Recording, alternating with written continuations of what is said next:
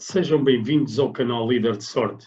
Hoje a minha convidada é Carla Muga, nasceu no Rio de Janeiro com um percurso de excelência ligado à arte de representar, atriz consagrada, coach que ajuda artistas a emergirem e a viverem o seu potencial ao máximo. Enia Coach, criadora do programa Quero Ser Artista e Agora, líder de sucesso. Olá Carla, boa tarde. Olá Mário.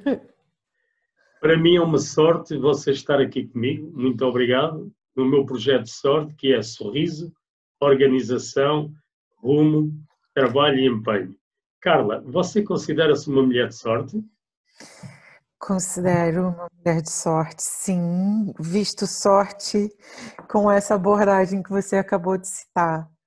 Eu acho que sou uma pessoa com muita clareza sobre os meus objetivos. Eu acho que sempre tive a sorte de estar conectada a um desejo muito ardente que eu hoje consigo chamar e identificar como propósito. E acho que foi talvez o ingrediente principal para eu conseguir concretizar tantas coisas tão rapidamente, porque embora já seja um percurso longo, eu tenha começado a trabalhar aos 13 anos, eu comecei a concretizar os meus objetivos muito cedo. E eu sempre tive muito essa noção do motivo pelo qual eu me movia. Muitas vezes eu costumo até dizer, eu digo isso para os meus alunos, às vezes essa motivação não é clara, mas às vezes ela não é exatamente adequada e é muito provável que ela vá se transformando, que ela vá se lapidando ao longo da nossa vida, mas quando ela é de fato tão potente, né, que a gente pode chamar de um desejo tão potente e ardente, ela tem esse poder, né? Isso é para o bem e para o mal, as coisas acabam por se desenrolar. E isso está também na nossa transformação ao longo dos anos, com aquilo que aprendemos. Beatriz, a coach de atores. Você pode nos contar o que se deveu a esta alteração e como tem sido este seu percurso de sucesso? Claro. Bom, para já, acho que como um tipo 7, eu não consigo ficar fechada dentro de uma caixinha. Aliás, verifico que você tem aí o Enneagrama mesmo junto a si Ai, e já iremos falar, mesmo com ele. já iremos falar um pouco sobre isso. Eu como um tipo 7 e que contradiz um pouco isso, quer dizer, não contradiz para quem entende que o nosso processo é um percurso e realmente você vai evoluindo. Eu acho que eu sempre tive um leque, ou sempre precisei ter um leque, ou fiz por onde ter um leque de opções. Me dá alguma asfixia não ter saídas, né? Depois eu tenho um método de trabalho muito próprio, que eu sou capaz de dar 30 por uma linha, 48 horas seguidas sobre um projeto e de repente perco a capacidade de agarrá-lo nos próximos 3, 4 dias e preciso esperar aquilo maturar e voltar a ter fôlego e intuição também para mexer sobre essas coisas. Mas é claro que a gente está falando isso em fases embrionárias, quando eu estou aqui desenhando alguns projetos. E o que se deu com a minha carreira de atriz foi que eu costumo dizer que eu tinha o carro muito cheio de combustível, eu estava mesmo com muita vontade de fazer aquilo acontecer. Só que eu acho que do tamanho da minha vontade era a minha ignorância, o meu desconhecimento sobre o que de fato é imprescindível para uma carreira de sucesso ou para a longevidade das coisas, e eu fui indo tudo num processo muito intuitivo. E acho que dentro desse processo intuitivo e da minha formação em paralelo, mas intuitivo no que diz respeito a levantar uma carreira aos 13 anos, porque uma coisa é você estar em processo de formação, né, e estar numa conservatória, como eu estive, ou numa universidade, mas a carreira já tinha começado antes. E, de repente, de forma defasada, eu comecei a ressacar ou a desejar muito um crescimento que talvez não estivesse ali também preparada para encaixar ou para simplesmente para essa pausa ou para esse momento em que as coisas estão aqui em stand-by, que acontece muito na carreira artística. E eu comecei a bater muito mal com isso. O que eu digo que normalmente é do tamanho das pancadas que a gente leva, é o aprendizado que você pode tirar disso, né? Então eu comecei a bater no quadrado do gênero, isso não vai dar para mim. Se eu estou perdendo a minha autonomia, se eu não consigo fazer mais coisas porque não controlo o processo, eu tenho que já identificar outra coisa para fazer. E nessa altura eu estava tinha transitado para a faculdade de cinema e comecei a criar uma certa empatia com o projeto, com o processo de preparação de atores. Já trabalhava muito na parte de produção de workshops para ator, e a parte da direção e da preparação foi uma coisa que começou a me despertar um certo interesse, e coincidentemente ou não, propositadamente ou não, acabava por ser também um crescimento e uma evolução dentro da carreira, seguir uma outra função ainda dentro do mundo do entretenimento e das artes, né? Quanto mais conhecimento tu adquirias, você adquiria estudando, melhor era a sua carreira de atriz. Sentia isso? Sim, isso sem sombra de dúvidas. Mas na faculdade de cinema se abriu mesmo esse novo desejo do entender e, de repente, fazer disso vida, que era a preparação de atores. No mesmo tamanho desse desejo estava o meu desapontamento com a minha carreira de atriz. E foi uma coisa que eu fiz meio que automaticamente. Decidi, não quero mais trabalhar como atriz, vou parar esse processo e vou canalizar todas as minhas energias para a preparação de atores. O que foi uma besteira, porque não durou, esse projeto não se manteve por 6 meses, 7 meses depois eu estava fazendo uma novela, mas avancei com... Isso é uma coisa horrorosa. É como a gente diz no Brasil, é mulher de malandro. Quer dizer, o coração fala mais alto, não tem como. Mas avancei com o processo de preparação de atores, que foi o que me trouxe a Portugal. E esse processo começou mesmo, eu comecei a fazer isso de forma profissional em 2006, e em 2008 eu vim para cá trabalhar e não parei mais. E depois acabei por encontrar uma forma de conciliar as 3 coisas, né? Então, eu acho que eu tenho umas coisas de uns ciclos, assim, de mais ou menos 6 anos, eu arrumo uma nova profissão. Deve ser o máximo que eu consigo conter o meu tipo 7. Tipo, eu consigo enganá-lo com uma atividade por 6 anos, não mais do que isso. Aí vou arrumando mais uma... Ao sétimo ano, lá está o tipo 7 a puxar por ti. Ele toma lá com mais uma profissão. Olha, Carla, sinto que você é uma apaixonada pela sua missão. Iniciou a sua carreira de atriz ainda uma teenager, como diz, aos 13 anos de idade, em Fronteiras do Desconhecido, no Brasil. Nossa, essa você desenterrou. Conseguiu sucesso extraordinário em várias novelas, teve inclusive sido protagonista em algumas delas, no Brasil e também em Portugal. Em 2008 veio para Portugal, como disse, começou a trabalhar como coach e logo, no seu primeiro trabalho, como uma atriz de renome internacional, a Daniela Roy, mas diz que foi o apoio ao elenco de Mulheres de Abril que mais a marcou. Esta história tem a ver com o seu nascimento. Carla, você tem saudades de ser atriz ou é mesmo na ótica do coach de artistas que está o seu grande desenvolvimento neste momento? Eu costumo dizer que o meu processo criativo, a minha necessidade de estar criando constantemente, de estar lidando com essa coisa do dar formas e principalmente, mais especificamente, a personagens, eu consigo resolver muito bem através da preparação de atores.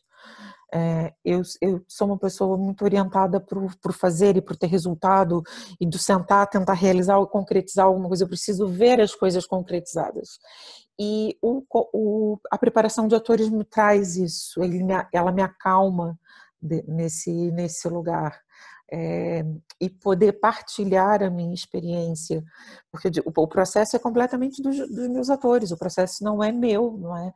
Eu só os ajudo a conduzir nessa pesquisa, eu sou só um olhar externo para garantir que eles não estão fazendo os mesmos caminhos de sempre, para que não vão mandar aqui para fora o mesmo resultado. Portanto, aliás, é curioso que quanto mais você trabalha com um ator, mais distante você consegue levá-lo, ao contrário do que alguns atores acreditam que devem estar constantemente mudando de coaching. Não, quanto mais nós nos conhecemos, menos você me engana.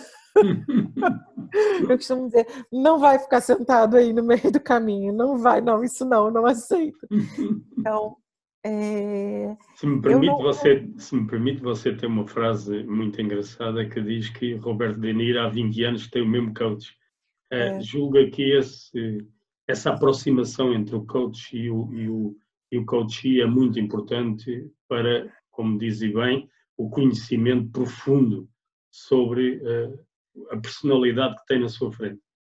Eu acredito que sim, porque se a gente parar para pensar, é uma relação que se estabelece onde, como deveria ser em todas as outras, mas infelizmente a gente não tem esse grau de desenvolvimento, em que fica muito claro, né, quais são os medos do outro, quais são os seus verdadeiros bloqueios, quais são os hábitos e a sua zona de conforto. E se essa relação se estabelece, é porque esse outro não quer estar ali. Então, quanto mais eu conheço a sua capacidade de fazer batota com você mesmo, mais eu consigo puxar por você. Eu acredito que essa energia e esse padrão, esse conhecimento que a gente vai atingindo no treinamento, o grande benefício seja esse. Porque, aliás, e o ainda mais e de forma mais potente quando você soma, né, nesse processo que a gente está aqui falando só de preparação de atores, e eu julgo que esse preparador de ator conhece muito bem esse material humano que está ali do outro lado. Mas isso não é uma regra. Não é bem assim que o mercado funciona. Você, em cada novela, te toca um diretor de ator diferente. Em cada filme, pode ser que te toque um diretor de ator diferente. E aqui eu abro uma questão que não é mesmo puxando sardinha para o meu lado, que o quão importante é para um ator ter o seu treinador de confiança. Não é? Porque ele não precisa ser acompanhado ao longo de um processo inteiro, mas existe algumas coisas que podem se fazer entre projetos e pré-projetos para já desmontar aqui uma série de inputs que a pessoa tem no seu processo criativo e que ele vai completamente entregue, livre, disponível para começar um processo do zero com um diretor de ator que nunca o viu em lado nenhum. Correto. Isso e que não vai topar com os seus vícios e com a sua zona de conforto. Então, porque dentro da indústria há aqui determinados tipos de projeto que rapidamente o ator entra num lugar de frustração, onde ele sente que não estão puxando tanto por ele, ou parece que o projeto é menor e ele não consegue buscar tantas camadas do personagem. Mas olhar muito do que a gente podia falar aqui dias sobre isso, mas muito também sobre o processo de sabotagem do próprio artista e uma falta de recurso de quem está lá do outro lado para não cair nessa, né, e saber tirá-lo dali. Isso é muito importante, sem dúvida nenhuma. Isso é muito importante. E esse o trabalho do coach é a proximidade que dá e que traz com que o artista cresça e o artista se mantenha preparado para algumas das coisas mais complicadas que possam lhe aparecer na sua carreira. E aí a sua experiência fala por si, não há dúvida nenhuma. E Carla, teve uma fase da minha vida em que eu fiquei muito confusa, e até com uma certa necessidade, e eu acho que todos nós que passamos por um processo de coaching na vida, como coachee, e depois como processo de formação, e que decidimos realmente fazer disso vida, porque entendemos e sentimos na pele o que é um processo desse a sério, enfim, você passa ali um certo tempo pensando, ok, de que forma é que eu vou integrar isso na minha atividade profissional, eu tenho que desvincular uma coisa da outra, de que forma que eu torno isso muito potente. E eu caí nessa tentação num dado momento, realmente de separar, né, o processo do coach e todas as ferramentas do processo de direção de atores. Mas quanto mais eu separava, menos me fazia sentido. excelente. E, quando você entende que não é por uma necessidade de você fazer, mas porque o próprio processo vai pedir que você mande para cá, para fora, algumas ferramentas, e aí você vai tirando a pessoa de alguns lugares com outras táticas, entendeu? Isso é muito importante. E aí foi quando eu encontrei e consegui definir para mim que as coisas não estão dissociadas, não é? É uma opção do coach, da pessoa que está fazendo o treinamento, e também conectando com essas outras coisas que você vai lançando. Isso é muito importante, não tenho dúvida nenhuma. Carla, independentemente do seu sucesso, você não para de aprender. Foi assim que nos conhecemos na certificação de Enia Costa, do Eduardo Turgal. Logo, logo você criou um programa, quer ser artista e agora. Pode-me falar-nos o que é que esse seu programa traz de novo para os seus artistas? Eu costumo dizer que meu e-book é meu karminha, porque eu não sou propriamente aquela pessoa que, como se diz, provoca uma pessoa que está quieta ali no seu canto para que ela seja artista. Eu não faço isso, eu não fico incitando as pessoas a serem artistas, porque eu acho que esse já é um processo complicado por si só. Então, é uma coisa que você quase que precisa mesmo de ajuda e amparo para tomar essa decisão e se manter nesse caminho. Mas ao fim e ao cabo, eu acho que deve ser assim com quase todas as nossas escolhas profissionais, é que umas têm mais visibilidade do que a outra e umas às vezes ficam mais em voga do que as outras. Sem Mas dúvida, sem o dúvida. fato é que o processo criativo, quando a gente está falando aqui de artistas, e eu gosto de fazer aqui alguns parênteses. Primeiro, eu tenho paixão por preparar artistas, por treinar atores a levantarem os personagens mais genuínos, mais carismáticos, com todas as 5.000 camadas lá dentro, porque eu acho que quanto mais se trabalha nessa direção da construção da personagem, maior o impacto que esse personagem tem na plateia e mais ele comunica, porque ao fim e ao cabo criar grandes personagens tem a ver com contar grandes histórias e causar aqui grande impacto nessa plateia e colocar a nossa plateia para refletir. Então, no final das contas, eu não tenho nenhuma preferência por trabalhar com pessoas mais ou menos conhecidas e nem em ser preparadora de ator de celebridades.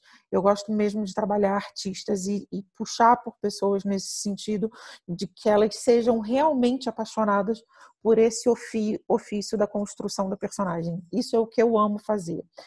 Agora, o e-book, ele vem um pouco tentar esclarecer algumas questões aqui, um lugar muito estranho que tem nesse meio artístico, onde as pessoas, movidas por um desejo enorme de se fazerem conhecer e às vezes por Extraordinário. terem aqui algumas habilidades que rapidamente confunde com as habilidades que um artista tem que ter, por exemplo, não é lá porque uma pessoa fala bem em público que ele vai ser um bom ator.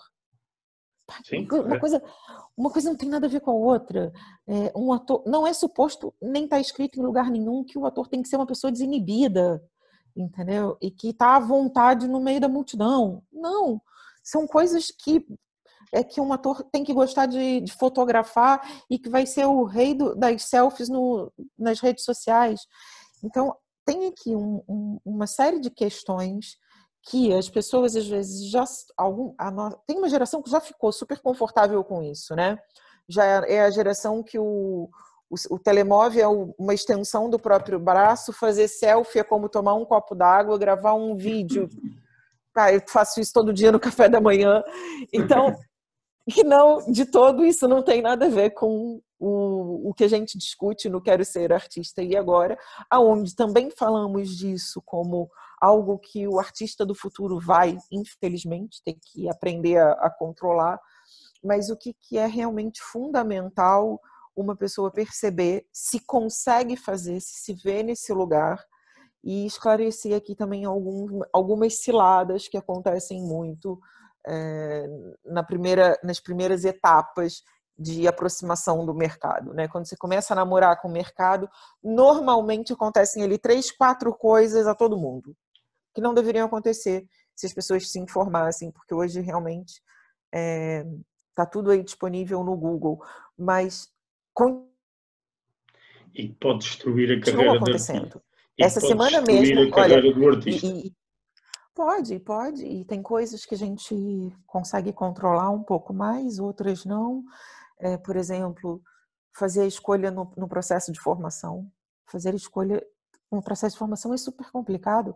Não tem 2 meses ou 3 meses, acabou de fechar uma grande instituição em Portugal, que era uma universidade, se dizia uma universidade, e eles não estavam regulamentados. Então, quer dizer, a gente não ouve falar isso com muita frequência na área da medicina, mas pro lado de cá acontece tudo mais alguma coisa, não é? Há muito charlatanismo, há muita promessa, mas porque também há muita ignorância, porque também há um desejo aqui muito muito pueril de se fazer conhecer rapidamente, e é uma coisa que eu questiono logo mesmo a partida. Não gosta de ler, não vai ao teatro, não vai ao cinema. Quer dizer, tem alguma coisa errada? Você sequer é consumidor da indústria que você pretende um dia ter um emprego? Temos que rever essa estratégia, entendeu? Temos que rever o seu plano de ação muito bom, urgentemente. porque de facto é assim, muitas vezes acontece aquele crescimento repentino, lá está, quando aparecem artistas com 12, 13, 14 anos e de um momento para o outro, 2, 3 anos, parecem quase que já são os artistas de topo, passando um pouco o artista, parece o artista já de Hollywood, e de repente a queda é impressionante e o que leva a ser uma frustração total para o artista, correto? Correto. É outra coisa que nós não nascemos sabendo, né? O fracasso, até que ele aconteça, você não sabe lidar com ele no máximo é um medo, né? Mas é super importante para rever a estratégia, né? Não digo que rever o objetivo, mas aí volta naquele lugar do início da nossa conversa, aonde você precisa entender se você está se movendo aqui por um propósito, se isso tem a ver com o teu propósito, se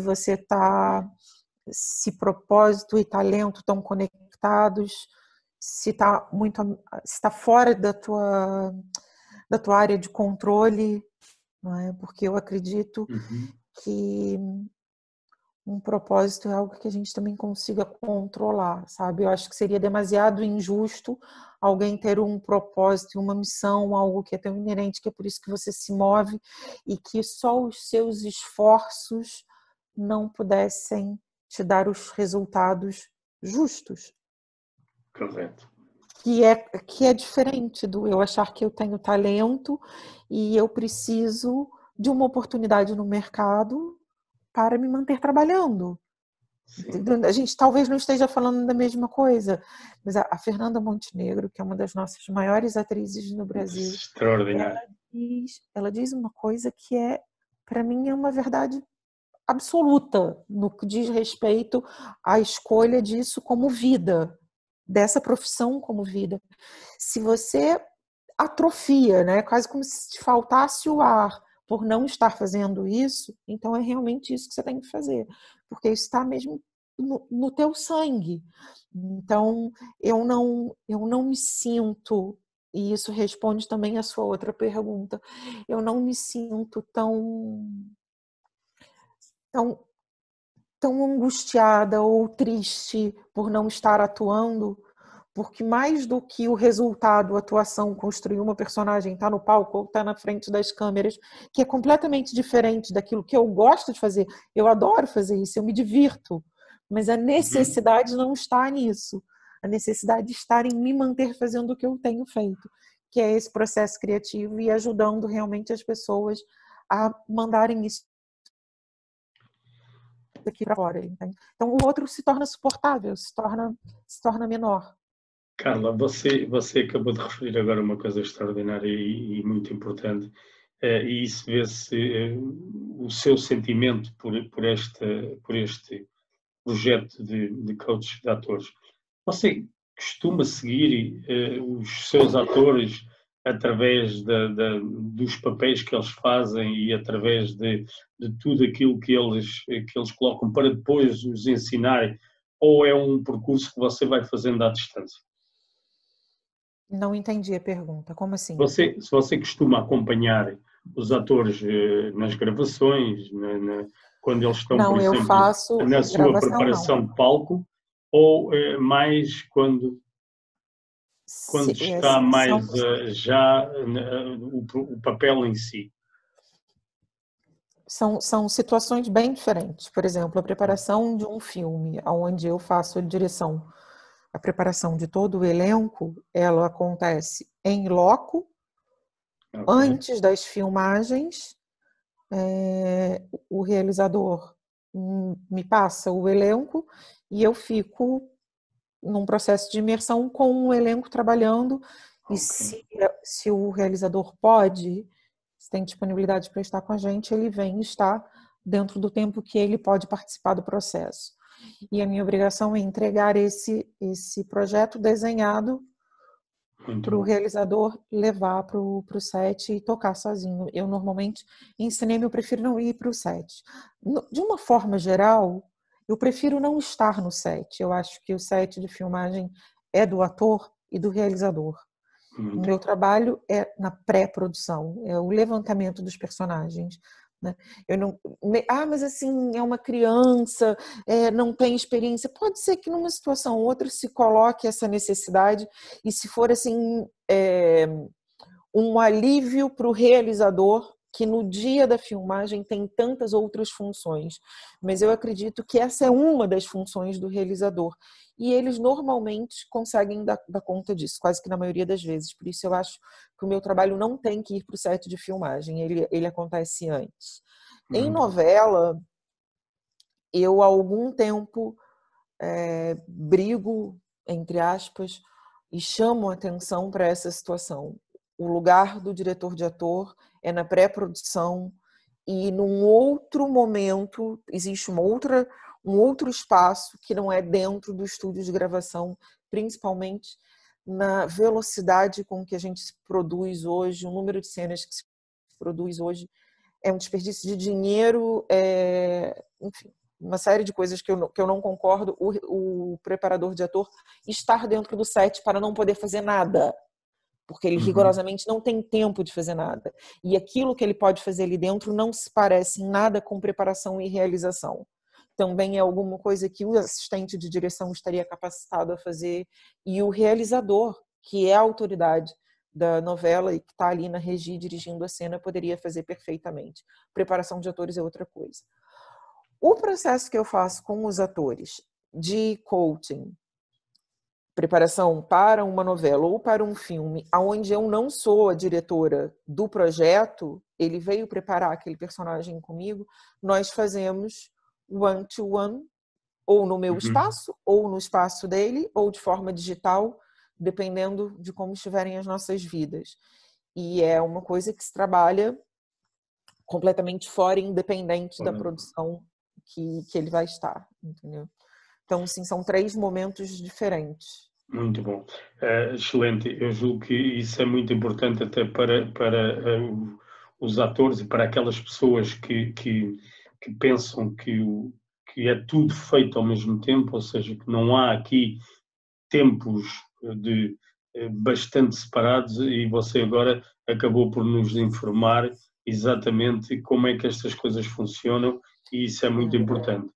E aqui tem uma coisa que é importante dizer, que cada vez faz mais sentido, não é, com a velocidade em que a gente tem que produzir, com o volume de cenas que se tem a gravar por dia, realmente cada vez faz mais sentido para essa metodologia que é fora do estúdio, em que é um espaço do artista com o seu preparador de confiança, onde eles encontram um método que deixa o artista preparado, confiante, confortável para fazer o seu trabalho numa velocidade absurda, porque realmente o volume de cenas que se faz a semana, e a vida de um ator não é só fazer aquelas cenas do dia, ou não deveria ser só fazer as cenas do dia, deveria se manter em dia com os episódios que chegam e com o trabalho de percurso, que não tem nada a ver com as fichas de percurso que a gente recebe da continuidade, que acabam por ser fichas de adereço, não tem nada de emocional referente ao percurso da personagem. Portanto, existe todo um trabalho que deve ser feito dia a dia, semana a semana, e para além da parte do próprio ator, né? O seu trabalho de voz, o seu trabalho de corpo. Exatamente. Ou seja, a sua preparação para, inclusive, muitas vezes, a parte psicológica e a parte emocional da sua personagem, e integrar-se totalmente dentro daquela personagem, muitas vezes nem tem nada a ver com o próprio ator, ou seja, com a pessoa que não é ator. Ou seja, o ator tem que enquadrar personagens que não têm nada a ver com ele como, ou a atriz, neste caso, como pessoa. E isso, de facto, é extraordinário. Carla, como líder de sorte, eu ajudo líderes e futuros líderes a conseguirem resultados extraordinários, sem colocar em causa a sua vida pessoal. Você sente, com a sua carreira de sucesso que tem tido, tem colocado em causa a sua vida pessoal? Que pergunta difícil! Sabe aquela história de que quando você ama o que você faz, parece que você não trabalha? Exatamente. Eu, às vezes, tenho essa sensação. E tem outra coisa que agrava, porque eu trabalho dentro da minha casa. E eu sou apaixonada pelo que eu faço. E eu não enxergo a minha vida sem isso. E eu não me lembro de existir antes disso, sabe? E eu sempre deixei que o meu trabalho ocupasse realmente uma parte muito grande da minha vida, das minhas horas. Se fosse na época que eu estava em processo de formação, que eu passava meus dias dentro do teatro, ou agora que eu passo os dias lendo e pesquisando coisas para ajudar os meus atores a atingirem os seus objetivos. Então, talvez sim, talvez eu seja uma pessoa que viva quase que a 100% para o meu trabalho. Eu encontro aqui momentos para me manter em forma, digamos assim, para exercer o meu trabalho a 100%, porque sou muito rigorosa com o tempo que separo do meu dia para seja cuidar da minha alimentação ou da minha meditação ou de alguma atividade física, que às vezes acabo por descuidar um pouquinho, se estou em semana de estreia, uma coisa assim, acabo priorizando o trabalho em detrimento disso. Mas sim, talvez seja uma pessoa que descuide da minha vida pessoal. Excelente, excelente. Carla, eu de facto ficava aqui o tempo todo a conversar consigo, só que o nosso tempo disponível escasseia. Agradeço a você do fundo do coração esta entrevista. Não posso terminar sem lhe perguntar diretamente o que diz a sua sorte. diz a minha sorte que uma pessoa com clareza do que quer, e se esse o que quer, ele já teve a sorte de poder chamar de propósito, com certeza é uma pessoa que vai ter sucesso na vida. Muito bom. Excelente, Carla. Obrigado Obrigada. por estes momentos esclarecedores sobre a sua carreira de atriz, mas, acima de tudo, a sua nova paixão, que é o coach de ajudar artistas a atingirem o sucesso. Vamos encontrar-nos muitas vezes ao longo deste percurso e a você que nos ouviu, espero que tenha gostado. Dentro em breve iremos voltar ao nosso canal. Não se esqueça, subscreva porque é importante para todos estarmos aqui. Até uma próxima, Carla, e obrigado por esta Obrigada. entrevista. Beijinho. Obrigado, um beijinho para si também. Obrigado.